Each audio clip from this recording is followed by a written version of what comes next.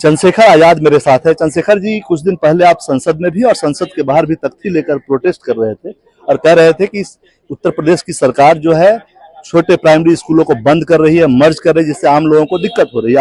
आपने ये भी कहा था कि आजाद समाज को स्कूल दे दें, हम गोद लेने के लिए तैयार हैं, खर्चा भी नहीं लेंगे। अब पीडीए ने उसी तर्ज पे, इसी आधार पे ए फॉर एप्पल और A for Akhilesh, D for Dimple और बी फॉर बाबा साहब भीमराव अम्बेडकर पढ़ा रहे हैं। एक ट्यूशन की तरह स्कूल एक उन लोगों ने भी खोल दिया है। देखिए, मैं स्पष्ट करूं, 27,000 स्कूल बंद करने का जो है प्रस्ताव, और काफी स्कूल उनमें से बंद भी किए गए, 5,000 से ज्यादा, ये एक तरह का सोचा समझा षड्यंत्र है। हमारे यहाँ नशे की दुकानें, मधुशाला ज्यादा खोली जा रही है, स्कूल बंद किए जा रहे हैं। सरकार कह रही है हम कंपोजिट स्कूल बनाएंगे, यानी कि उसमें प्राइमरी, जूनियर, हाई स्कूल सब इकट्ठे होंगे, लेकिन कंपोजिट स्कूल ना बनाए, कंपोजिट शराब की दुकानें खोली जा रही है, नशे की दुकानें खोली जा रही है। हम इसका विरोध करते हैं। मैंने कल पार्लियामेंट में भी कहा कि अगर सरकार जो है, मैंने प्रधानमंत्री से, शिक्षा मंत्री से मांग की कि वो सरकार को समझाएं, क्योंकि इसी पार्लियामेंट में, ये जो इधर मेरे आप सामने देख रहे हैं, इसी संसद में 2009 में राइट टू एजुकेशन का कानून बना था, जो स्पष्ट करता है कि 1 किलोमीटर से दूर विद्यालय नहीं होना चाहिए। आज आप 3-4 किलोमीटर दूर कर रहे हैं, आप बच्चों की सुरक्षा से खिलवाड़ कर रहे हैं, आप गरीबों के बच्चों के भविष्य से खिलवाड़ कर रहे हैं, क्योंकि शिक्षा श्रेणी का दूध जो पिएगा वो दाड़ेगा, बाबू सब कह गए।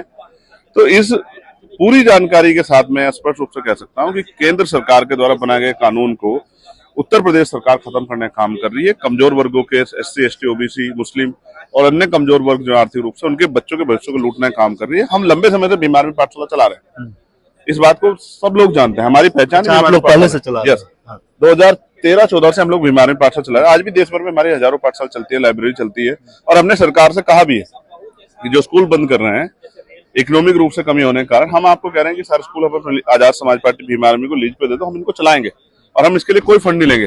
हम अपने कार्यकर्ताओं को तैयार करेंगे कि वो सामाजिक जिम्मेदारी को उठाएं और बाबा साहब अम्बेडकर का जो नारा था, शिक्षित बनो, बच्चों को पढ़ाने का काम करें, जिससे कि शिक्षा के इस महत्व के साथ, इस महत्व को कम ना किया जाए, इसके साथ खिलवाड़ ना किया जाए। लेकिन लगातार जो है उत्तर प्रदेश सरकार गरीबों के बच्चों को नशे की तरफ धकेल रही है, शिक्षा से दूर कर रही है, और कानून व्यवस्था जीरो है।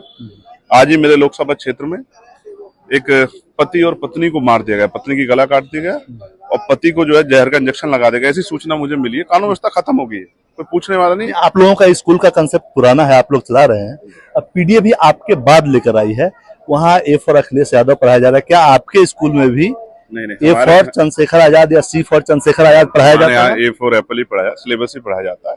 हाँ, महापुरुषों के विचार पढ़ाए जाते हैं। देखिए, उनका अपना कॉन्सेप्ट है, हमारा अपना कॉन्सेप्ट है।